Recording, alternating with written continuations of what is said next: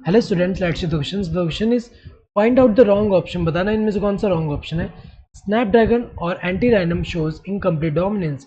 ये करेक्ट दिया हुआ है क्योंकि अगर हम देखें इनमें जो है, जब यहाँ पे ये अगर हम देखें ये होमोजाइगस डोमिनेंट वाला जो कंडीशन है, इस कंडीशन में ये जो है रेड फ्लावर प्रोड्यूस होते हैं इनमें, और स्मॉल आर वाला कंडीशन होगा तो इसमें जो है वाइट फ्लावर प्रोड्यूस होते हैं। लेकिन जब हेटेरोजाइगस कंडीशन होता है, इस कंडीशन में इनकम्प्लीट डोमिनेंस शो करते हैं। जो डोमिनेंट वाला एलील है ये कम्प्लीटली एक्सप्रेस नहीं करेगा, पार्शियल एक्सप्रेशन की वजह से इंटरमीडिएट फिनोटाइप यहाँ पे प्रोड्यूस होगा।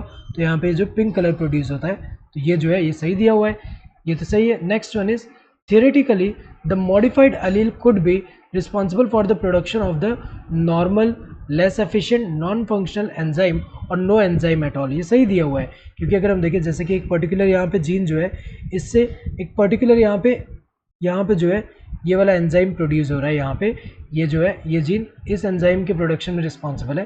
तो अगर यहाँ पे म्यूटेशन हुआ है, यहाँ पे कोई मॉडिफिकेशन हुआ, तो मॉडिफिकेशन की वजह से क्या हो सकता है, या तो इसमें कोई चेंज नहीं हुआ, या फिर क्या हो सकता है कि इसका एफिशिएंसी एंजाइम का जो है कम हो जाएगा, या फिर एंजाइम जो है नॉन फंक्शनल हो सकता है, या फिर एंजाइम का प्रोडक्शन ही नहीं होगा। तो ये सही दिया हुआ है। Starch synthesis in P is an example of complete dominance. तो अगर हम देखें ये जो है गलत दिया हुआ है क्योंकि इसमें जो है ये क्या है शो करता है। यहाँ पे अगर हम देखें तो जब यहाँ पे कैपिटल बी होगा तो स्टार्च साइज जो स्टार्च का ग्रेन का जो साइज होगा वो क्या होगा, यहाँ पे वो जो है लार्ज साइज होगा।